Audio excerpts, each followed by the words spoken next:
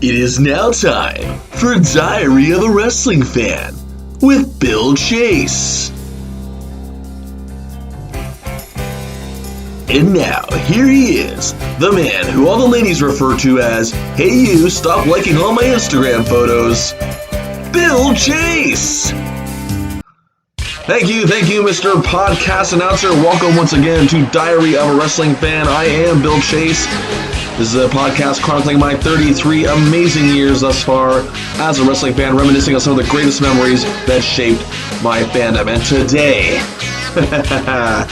you can tell by the music, special treat. Now, a term thrown around in the world of professional wrestling and in life in general, even especially when it comes to sports, the night that changed the game. The episode I'm about to bring you truly did change the game of professional wrestling in the mid-1990s and so forth. That was the night where Hulk Hogan shocked the entire world, joined up with the former Razor Ramon, known as Scott Hall, the former Diesel, known as Kevin Nash.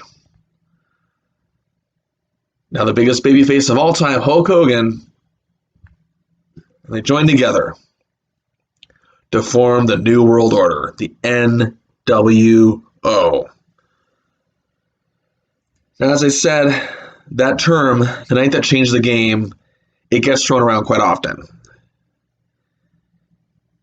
But you think of everything that followed, both not just in WCW, but in the world of professional wrestling. This may very well be the most important angle in the history of wrestling. You can argue, it's an arguable point, granted. But when you think the impact it had on the business as a whole, it's incredible to think about. But yet there are several documentaries about that. What I'm here to talk about is how a 13-year-old Bill Chase watched this all unfold on his TV screen on Lawfield Drive back in the summer of 1996. Now, of course, before we get started, however, on this amazing roller coaster ride, I want to give a shout out, of course, to Pro Wrestling Ontario. It was competitive action. Ontario Independent Wrestling, some of the best competitors. Make it happen. Check us out on social media, Facebook, Twitter, Instagram, and subscribe to us on YouTube. Also, thank you for listening to this podcast on Anchor or Spotify or wherever you get your podcasts. We are now available. All right, so here we go. So in the spring of 1996, I was in grade 7, and even though I was never really good in school, I was actually having one of my better academic years. And the world of professional wrestling had kind of taken a downswing. 1995, if I'm backtracking a little bit, was a rough year for the business as a whole, and even as a fan. I was still into it. I was still heavily into it. But there were just I was starting to notice as a kid, there were certain things I wasn't enjoying anymore. I liked Diesel as champion. But to be honest, even though I liked Diesel, my 12-year-old mindset at that time in late 1995 was, well, I kind of want Bret Hart to be champion again. Bret was still my guy. Or I wanted The Undertaker to be champion. But then, of course, I don't need to tell a lot of you listening to this probably that September 1995, that also changed everything. The Monday Night Wars were underway. WCW got a Monday night time slot to run opposite of Raw. WCW Monday Nitro debuted, and the wrestling world was abuzz. Even at the age of 12 and not being what you call a smart fan on the inside, I knew something was shifting. I knew the wrestling world was changing. I liked WCW, but I was a WWF guy through and through. I had followed Hulk Hogan's run with the company because I was a big Hulkamaniac. I loved Hogan. But even being that age, I felt that I'd rather see him in the WWF still. It's like when one of your favorite players gets traded to, another team. You still support him, you still cheer on him, and you still Ramon, I should say, and you still, hope he succeeds, but he's not part of your team anymore.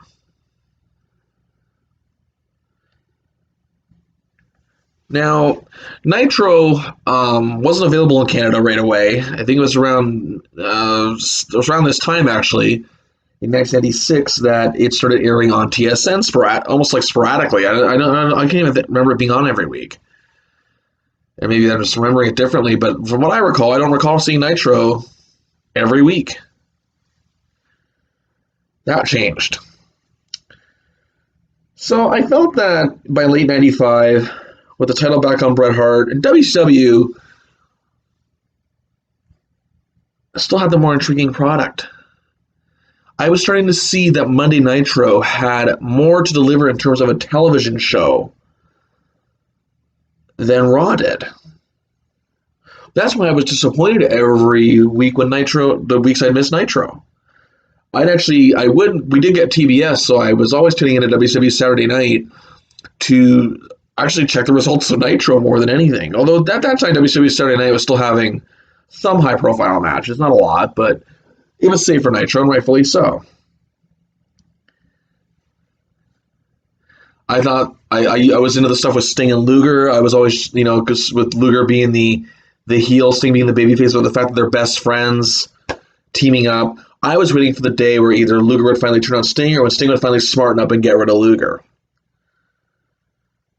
And we never did get that payout, but still, I was ready to it. I was hoping Macho Man would just tear Ric Flair to shreds one day. All the stuff Flair was doing to him, Elizabeth betraying Macho was one of the most shocking. As a kid, that was shocking. I grew up watching that classy lady and then watching what she'd become alongside Ric Flair. And how Flair and Liz would screw him over, how Macho would go crazy, get thrown out of buildings, and just never truly get his revenge that way. So WCW had a captivating product, even without Hogan on television. He kind of left in the spring of '96 to take a break filming a movie, I believe. I think it was that Three Ninjas movie he did. But I actually enjoyed it without Hogan. I actually almost forgot Hogan was there. Like, not really, but like, it just didn't bother me that he wasn't there. And even being that age, I had just turned 13 in March of '96. I was still liking the WWF, but Bret was gone. And again, that Bret was on hiatus after the Iron Man match where he lost the title to Shawn Michaels. I like Shawn Michaels too, but again, I like Bret more. I like The Undertaker more. And even a couple months into Shawn's reign, I really enjoyed that match he had with Diesel. It was... by May, I already wanted to see Bret back and him being champion. So, here's the way this story unfolds for me. In late May 1996, I'm anticipating the school year ending. I was not a very popular student. I was not what you deem cool. I was a bit nerdy. Didn't exactly have a way with the ladies, although mind you, not many people in grade 7 did. But regardless, I digress. I did have a good friend by the name of Adam Pryor at the time. And he was a big wrestling fan too. And honest to God, I remember that day in school. It was in, I think it might have been an English class or something. Or no, it was either, I think it might have been even family studies. I don't know. But either way, I remember because we were allowed to talk at what we weren't getting in trouble, so it probably wasn't English. We were allowed to talk and we didn't get in trouble. In class, that's very rare. So Adam and I were talking, and I said to him, "Hey, did you notice something?" And he's like, "What?" I said, on Raw lately. He's like, "What do you mean?" I said, "Where's Diesel?" Now, with Razor Ramon, Scott Hall, he hadn't been on television all that much in 1996, to be honest, because he had a lot of troubles and whatnot. And I noticed before things. I'd actually just seen, but the thing is, I'd seen Scott Hall, Razor, at a WWF house show on May the 10th.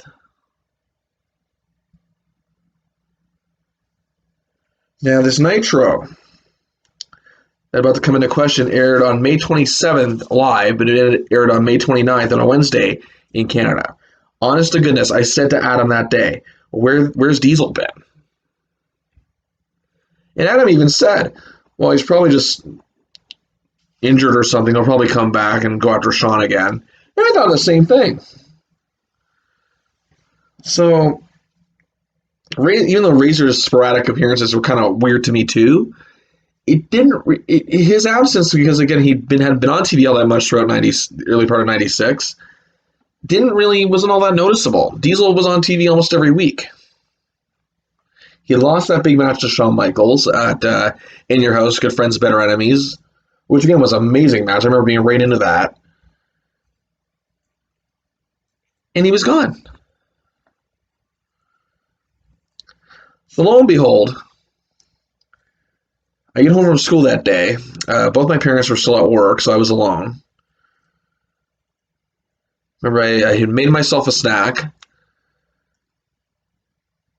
And I was just flicking channels, and I realized it was shortly after 4, I'm thinking, oh, Nitro is coming on. Or at least I hope it was. There it was, TSN.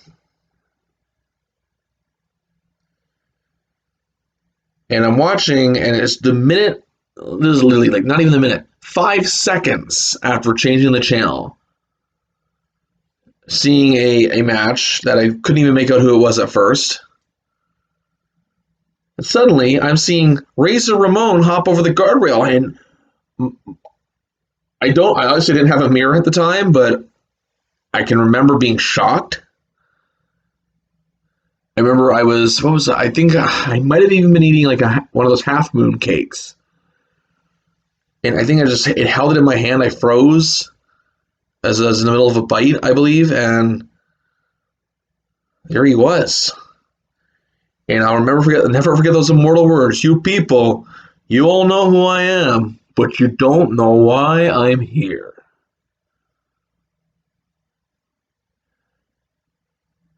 And I'm thinking to myself, what is he doing on Nitro? This is Razor Ramon, the guy I had watched for the better part of 4 years, be one of the most popular wrestlers in WWF. I had literally just seen him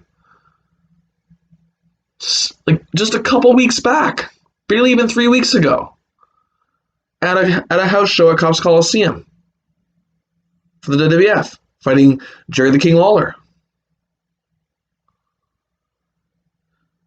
And I hung on his every word, and I could hear Tony Schiavone and Larry Zbyszko in the talking in the background, obviously, because they're on commentary, and they were saying, get security out here. And I'm like, oh my god. Like, again, I knew wrestling was a work already at this point, but again, being 13 years old, this is real. That's what I thought. I'm like, he's not supposed to be here. He's a WWF guy. Yes, I've seen wrestlers jump before, like Hogan, like Savage, but their jumps were more publicized. They were hyped up. Even when Flair jumped back in '93, again, his return was, again, hyped up. Right away, the first thing I do after Scott Hall walks out of the ring,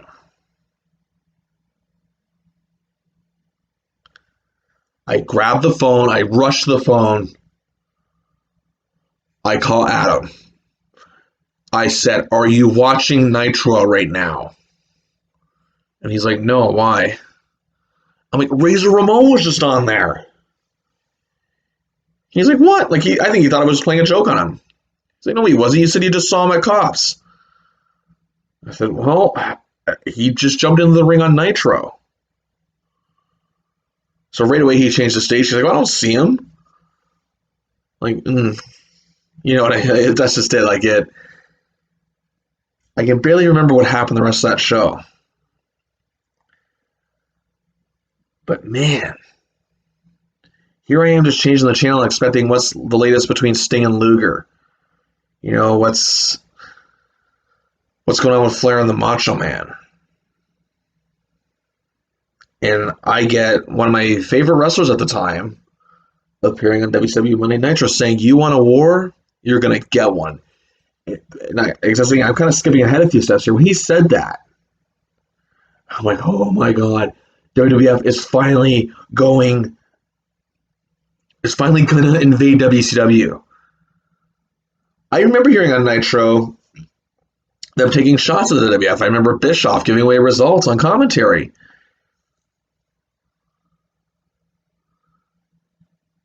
And I remember Hall making a threat to Bischoff. I'm like, oh man. I was just eagerly waiting for Hall to come back out and do something. And again, I just still knew him as Razor, so I should say. I didn't know his real name.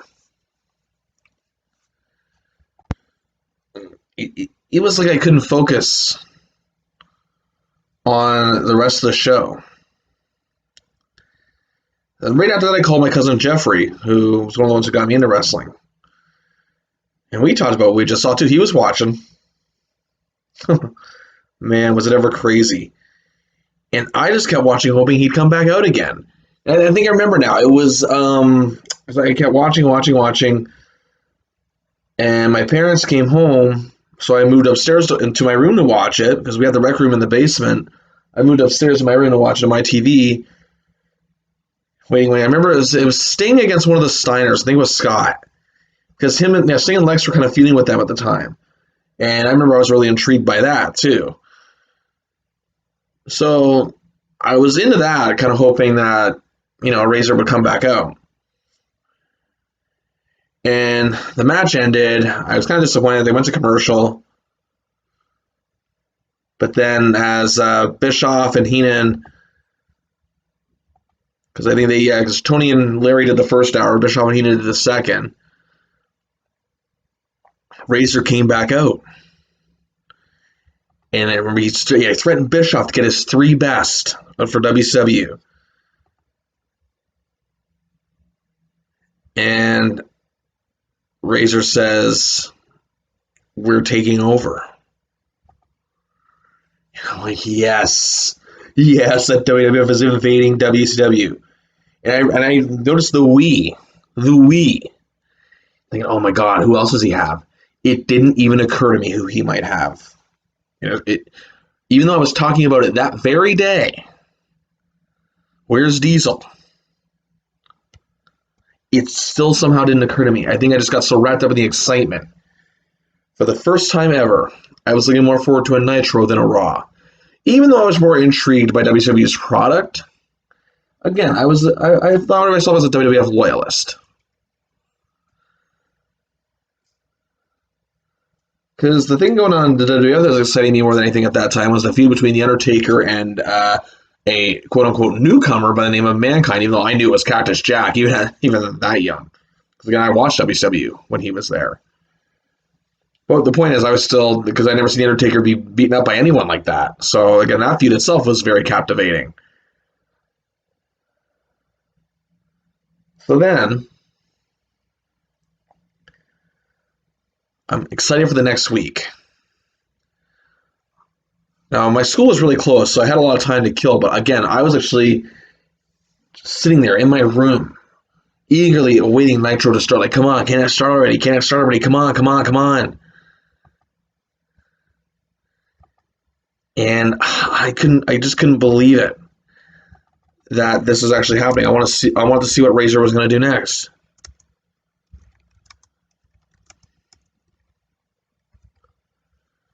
So there I was, waiting.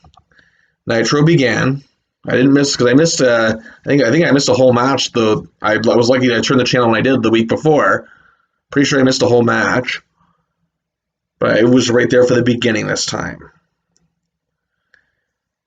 They were saying, I think Flair and Anderson were facing the Rock and Roll Express.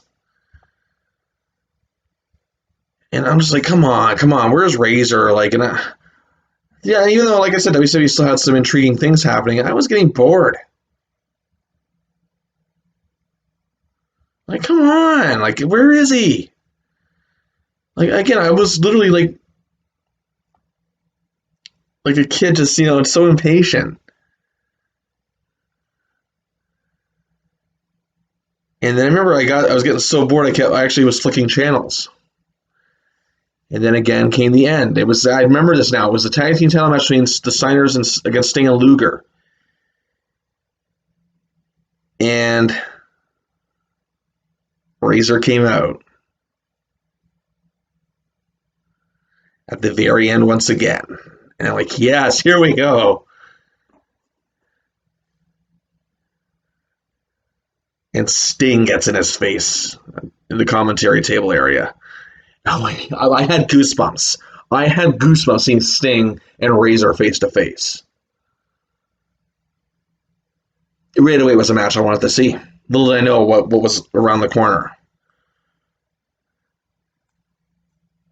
So Sting and Razor get into a small little scuffle. I think Sting slapped him. But Razor promised a big surprise the following week. As soon as he said big surprise, like, it's Diesel. It's Diesel. And again, the next day at school, I didn't call Adam that day. The next day at school, I said, and we both agreed. We said, we didn't even say hello to each other as we went in for class this morning. We were supposedly just said, it's Diesel. It's definitely Diesel. So there we were, again, in our wrestling fandom, just talking about what's going to happen. I said, he wants WCW, who's going to be the WCW 3? Well, that's what we were discussing.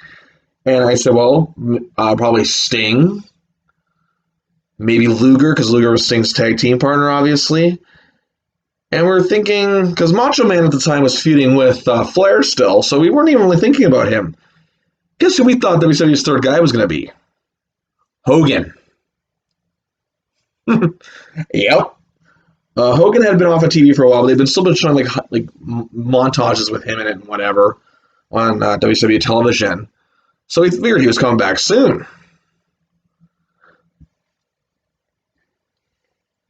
We couldn't wait to see Diesel on Nitro. So as this is unfolding, I was actually, again, because my cousins on my dad's side were still big fans. But they weren't watching as much WCW. They were still, but not near as much as WWF, or near as much as I was watching WCW at that point. But they were excited about it too. They said the same thing. They said, "Do you think it's Diesel?" I remember my cousin Wayne saying, "Do you think it's Diesel?" I'm like, "I know it's Diesel. Who else would he be talking about? Diesel hasn't been on Raw for weeks." And we were excited. We couldn't believe it. Like WWF is gonna kick WCW's ass. That's how we thought about this whole thing. And I'm sure some of you out there might be, "Oh, you dumb Mark, whatever." Hey, I wouldn't trade these memories for anything. Believe me. I was marking out thinking that WWF was finally going to invade WCW. Because to be honest with you, I didn't like Bischoff. I thought Bischoff was annoying. I thought there's just something about him that reminded me of a lot of the assholes from school. He did. So thinking, you know what, they're going to shut him up finally. Yeah, they had me and countless others in hook, line, and sinker. And even some of the most jaded fans believe that a lot of this was real. So, of course, the big day arrives once again. And again, life is great. School is about to end. The Hamilton Tiger Cats at the time had just signed probably the greatest CFL quarterback of all time at that point, Matt Dunnigan. Life was going to be amazing. It's going to be an epic summer.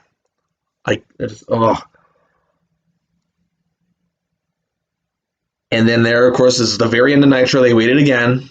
I knew it was going to be the end again this time, but I was in anticipation. And there he was, standing right behind Bischoff.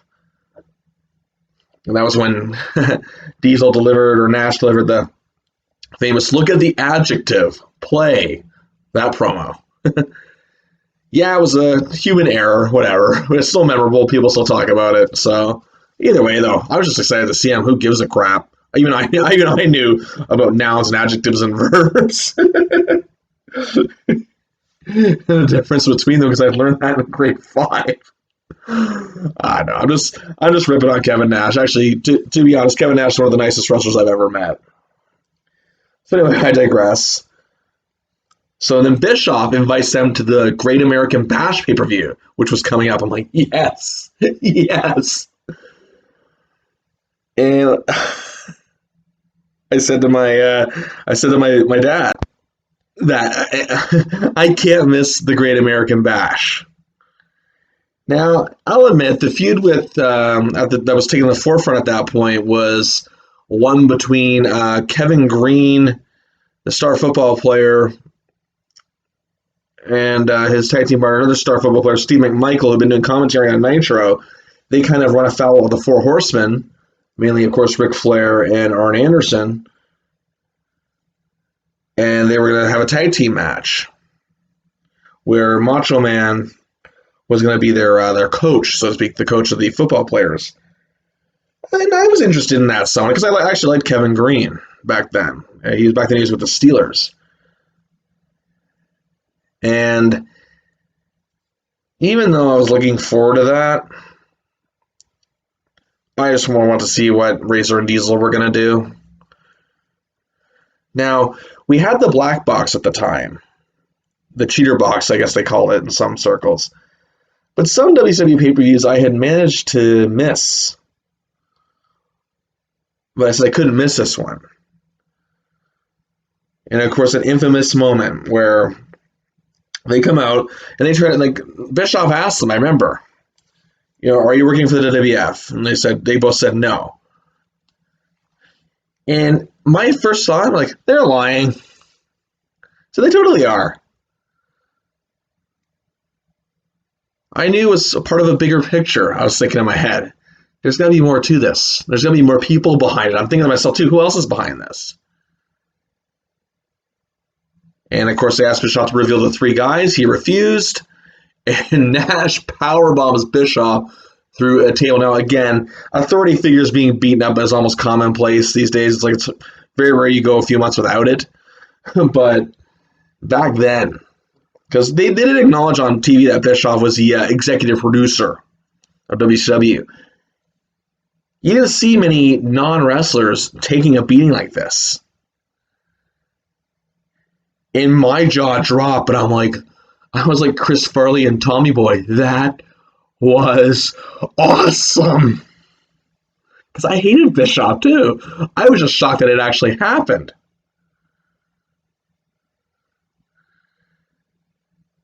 And of course, they set it all up for Bash the Beach. And we would later learn that the 3 guys WCW would have would be Sting Luger, like we predicted, and Macho Man. Even though they did a big angle that night of the Great American Bash where the Macho Man, Mongo, Steve McMichael, would now part of a hilarious Twitter feed, betrayed Kevin Green, joined the Horsemen. They all betrayed Macho Man, or they all attacked Macho Man, so McMichael betrayed everyone, became a member of the Four Horsemen. And they that feud was still going, but they kind of sidestepped it for this war with the nWo. Or no, they weren't the nWo. They were called the Outsiders. I'm jumping the gun because I'm actually just getting excited remembering this. The Outsiders. Razor and Diesel still were referred to by their WWF names. They weren't even referred to by their real names really all that much on TV. And that was the beauty of this whole thing. They didn't need to be referred to by any of their names because everybody knew who they were. There's no question about it. Nitro for weeks, it was a tense atmosphere. Security guards being called out. Macho Man being his crazy self. Oh, man. Nitro was can't miss TV, whereas Raw, well, I never missed an episode of Raw, but let's just say I probably would have been crying if I had. Raw's programming wasn't providing much of excitement in the way of excitement. There was a feud going on between Shawn Michaels and the British Bulldog, which was good, it was all right. But even as a kid, that feud did not intrigue me. Like, I was still rooting for Shawn, but because I hated the Bulldog, but at the same time, this was amazing. I'd never seen anything like this. My loyalty may have been still to the WWF for the most part, but I was more eager to watch Nitro. I was watching both shows equally, but I was more eager for Nitro to start. You see, here in Canada, and I should explain for anyone who might be listening in the US, we didn't have to choose. We didn't have that tough choice that you all had. Despite that, though, the Monday Night Wars are still the best. This is the best era because there's just so much great stuff. We were actually blessed here in Canada because we could watch both, and it was still the best era to be a fan. So the question we had on our mind, of course, next time we said school was ending. Who's the third man for the Outsiders? Who's Diesel and Razor's partner? We had no guesses.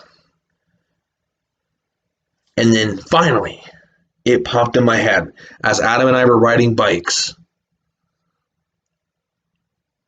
It's got to be Bret Hart. Again, remember, I'm thinking this is legit WWF Invasion. And Bret Hart hasn't been, again, on television really since WrestleMania 12. I didn't know much about the World Tour. Like, I knew about the World Tours that WWF did, but I didn't know Bret was doing all of them. And I remember they did air that one interview he did from Germany not long after WrestleMania 12. And I'm thinking, he still hasn't been on TV all that much. He hasn't been there live. It's him. It's Bret Hart. Bret Hart's the third man.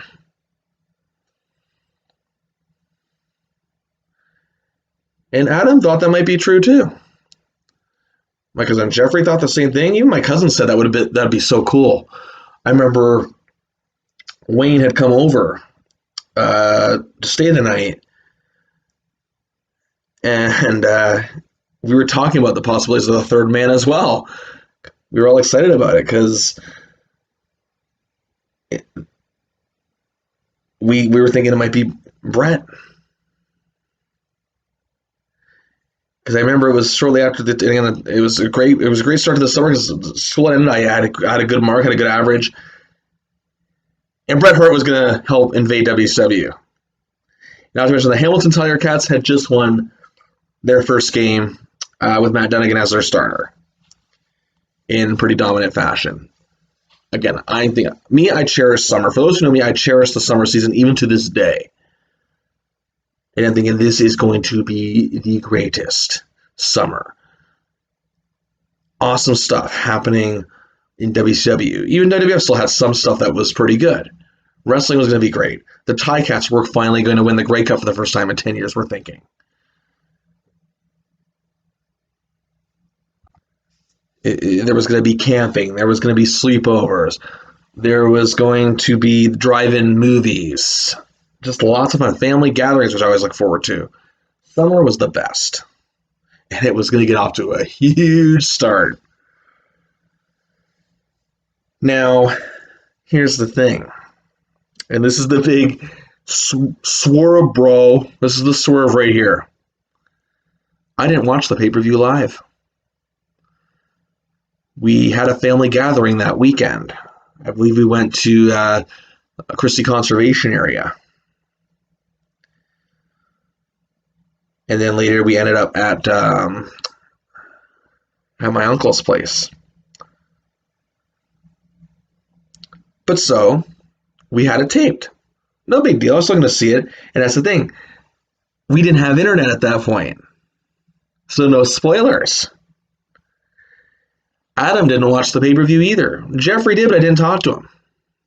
And that wasn't even intentional. We just hadn't talked in a little while. So as I pop in the tape, and again, Bash the Beach, couldn't believe what I was about to see. And I'm thinking to myself, you know what? Forget the rest of these matches. Can we just get to the main event? But then I remember the opener, Mysterio and Psychosis. And I'm thinking, actually, at first, and to my young ignorance, I'm like, I don't want to see these two. I remember being really excited, like getting excited towards the end of that match, really into the finish, and actually cheering when Ray won. It just goes to show you how good those two are. A match I didn't even care about when it started, and by the end of it, I was carrying that Ray won. I was going for Ray by the end of it. Then there was just the rest of the stuff I just didn't care. You know, I knew. I think John Tenta and Big Bubba faced. I remember the Nasty Boys. I think were feuding with Public Enemy at that time. Yeah, that's right. The dog collar match. But so I was kind of intrigued by that because I like the Nasty Boys. I remember Disco Inferno, Dean Malenko. Oh, Steve McMichael had made his had his debut match against Joe Gomez. Yawn. And then again, that's what I'm thinking as a kid. I'm like, I don't want to see this. I knew Ric Flair was somehow going to cheat to beat Conan and win the U.S. title. Blah blah blah blah. But anyway, it finally came. I am not kidding you. Even though I was watching a tape, even though the world had already known what happened,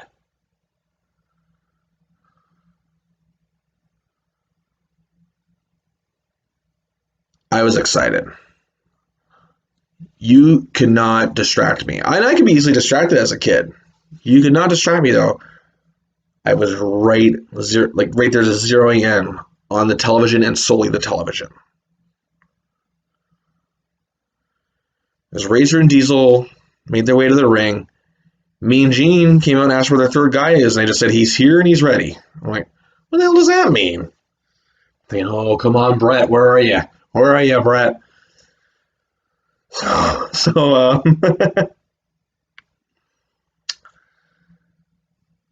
Savage, Sting, and Luger make their way out. The match starts, and Shivani finally refers to Razor and Diesel as Hall and Nash. I'm like, okay, so I guess that's the real names. That's what I'm thinking. Luger got hurt early in the match and was carted out. That thought popped into my head. Wait, Luger and Sting have been doing this thing for months where they have that small sort of tension, but they're still best friends tagging up with each other. You know, Luger had primarily been a heel, though he had become kind of a face by this point. More of like maybe a tweener, I guess. But I think, wait, maybe Luger going to stab Sting in the back here? And he's the third guy? Yep, hook, line, and sinker. Fell for it. So I'm right into this match. Like very few others. I wasn't even into the Iron Man match, which, you know, for all intents and purposes, as an actual like wrestling match was better, but this one I didn't care. I just wanted to see who the third guy was. Like, let's get to this. Is it Luger? Is it Brett? I'm still hoping it's Brett. So then by the time the Outsiders are fully in control, they just hit a low blow on Macho. You see the crowd start to stir. And Dusty Rhodes yell, Hulkamania! I'm like, oh my God, Hogan! Now, again, you'd think with all the things I'm trying to predict for this scenario, I would have clued in. At first, I didn't. I didn't even hear it in this first airing. Heenan saying, whose side is he on? I remember seeing that later thinking, oh, that's probably just Heenan because he never trusted Hogan. He always hated him. They always feuded. I was just wondering what Hogan was going to do. I was half expecting him pretty much to just start going nuts on Hall and Nash. But Hall and Nash had powder to the outside. And right there, even before he hit the leg drop, the last second I said, it's him. And then right as soon as I said that, drops the leg on Macho. I'm grabbing my hair in excitement. I never thought I would live to see the day that Hulk Hogan would become a bad guy.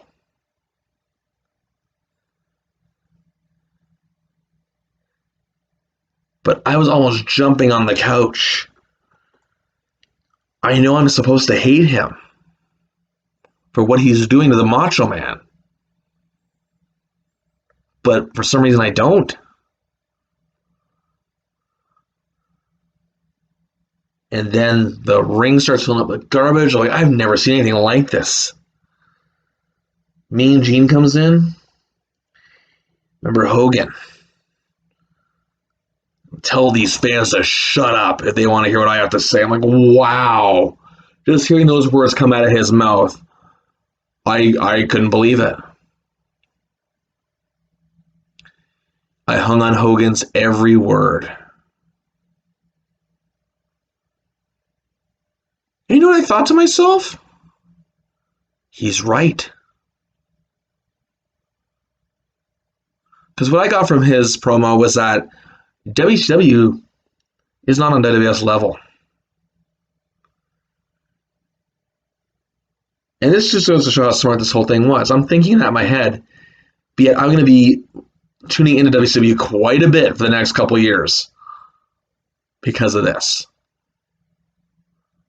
And again, yep, they got me. Much like they did a lot of fans, I'm sure, especially my age. And I'm thinking, and I'm also thinking while Hogan's cutting this promo, it all makes sense. Who is a bigger star in the WWF than Hogan? Nobody, not even, and I love Bret. Not even Bret. And here I am thinking for weeks that Bret's going to be the third guy. I was actually happy it was Hogan.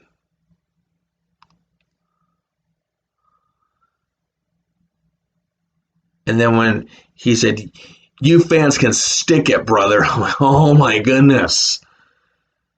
Are these words actually coming out of his mouth? As that ring filled up with garbage, and Mean Gene's heart is breaking because, again, I knew that him and Hogan, you could tell by the way they did their interviews, they had a friendship. Credit has to go to Mean Gene here for the way he presented this whole scenario as well. Hogan was a longtime friend of his. He even alluded to that while interviewing him.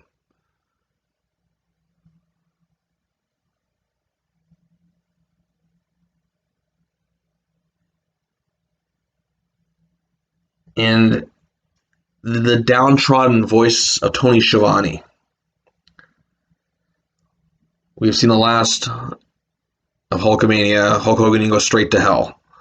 Like, oh man. And then the show ends, and I could not wait. Because even though my dad was starting to lose interest in wrestling at this time, I remember I ran to tell him, Hulk Hogan is a bad guy. He almost couldn't believe it. He tried to make it out that he knew it all along, but I could tell he didn't see that one coming. Right away, called Adam, told him he didn't care that I spilled it because he didn't have a tape. He said really? Oh, I gotta let me have that tape. That's all he again. He wasn't even upset that I spoiled it. He just said I want to see the tape. So I actually let him the tape. Jeffrey and I talked about it for almost an hour. I remember the next time I saw Wayne that he was he was going crazy about it too. Hulk Hogan, the greatest babyface of all time, was a bad guy. Couldn't believe it. Was a heel. So, I should be careful. I didn't refer to them as babyfaces or heels back then because I didn't even know what those terms meant back then. But yeah, he was a bad guy. But I liked him for it, which is weird for me because I didn't like many bad guys. And the story I'm going to tell there, it's a quick one. And I'm going to do a full episode on this coming up this summer sometime. In 1995, a year prior to this, I had discovered a little promotion called ECW. And there was a wrestler there I'm sure a good portion of you listening to this will know, by the name of Raven, had this personality I somehow connected with, that I related to, even though I didn't dress like him, I didn't, listen to the bands that he had on his t-shirts even, but yet the way he talked, the way he despised his rivals, like Tommy Dreamer. Because Dreamer to me was the guy who I hated in school. Again, much like Bischoff. Different personalities, granted, but again, there were a lot of different personalities in my school that I couldn't stand, that I hated because they made my life miserable.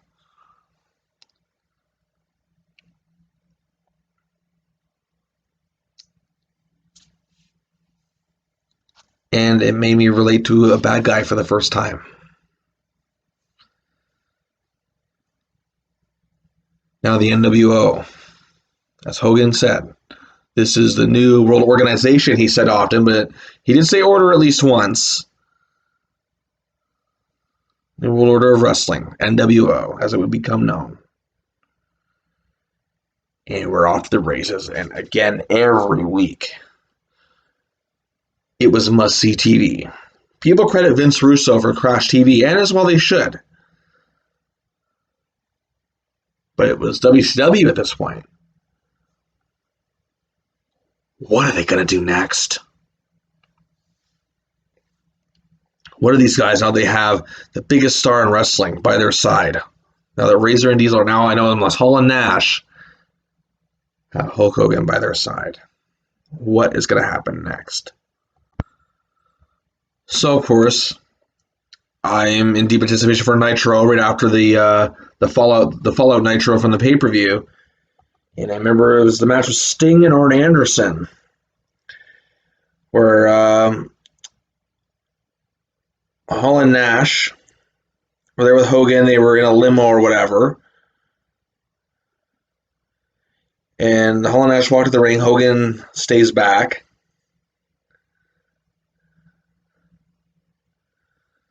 And I remember they had to get security to stop the outsiders.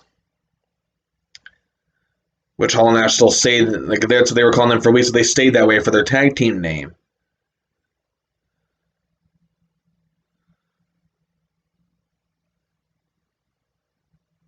And I remember Sting cut one of the best promos of his career,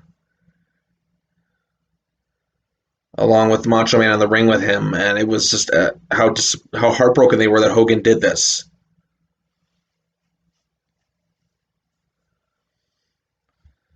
And I'm thinking, man, this is huge. Like, again, next week, what the hell's going to happen?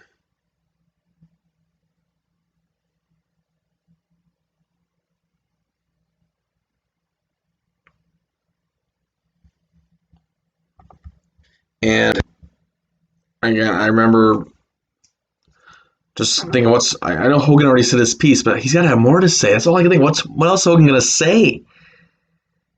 Then I remember they beat down Lex Luger the following week. They announced Hogan and the Giant for the Hog Wild pay-per-view coming up in August. My goodness, Hogan's going to take that title and he's going to bring it back to the WWF. I'm still thinking this is a WWF thing. And just everything that was in the weeks following. Again, Rey Mysterio being thrown like a lawn dart into a trailer. Then the Horsemen getting involved. I'm thinking, oh my, like this is every which way. It was amazing television. I couldn't wait to watch every week. All the while, I'm watching Plumbers and Garbage Man and WWF. Nah, I shouldn't. I shouldn't make it sound that bad. Shawn Michaels was carrying the load on his back, and even back then, I'm thinking he's blowing the competition out of the water. Not to mention Undertaker's feud with Mankind was the most captivating thing they had on television at that point as well. So I was still into both companies. But in WWF, I was eager for Bret Hart to come back. And I was watching Raw, so, wondering what was going to happen every week. I was still into it, but Nitro I couldn't miss from here on in. Here I am years later, still wondering, how did I not boo Hogan? In hindsight, I probably should have. But that's the thing about being a kid and a fan, isn't it?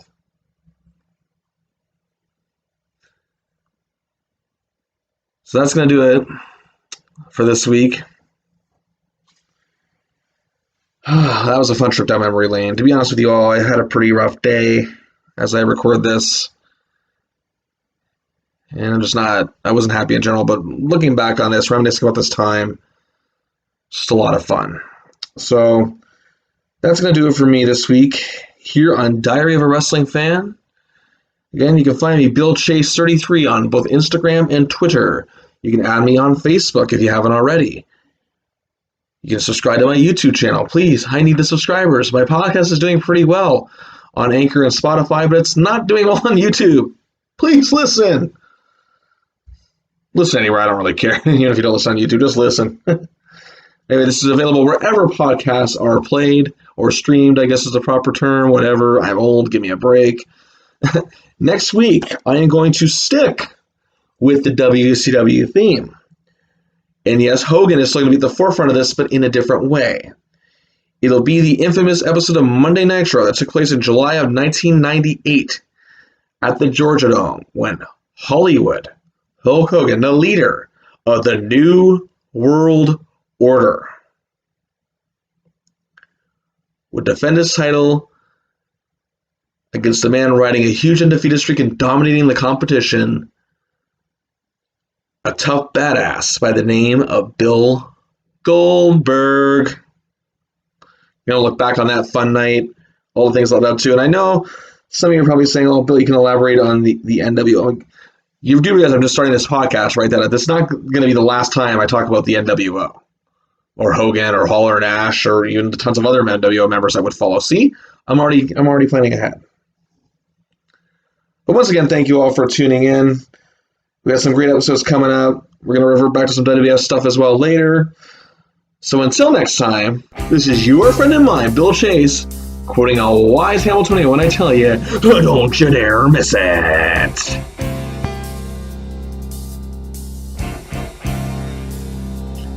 Thank you for listening to Diary of a Wrestling Fan with Bill Chase.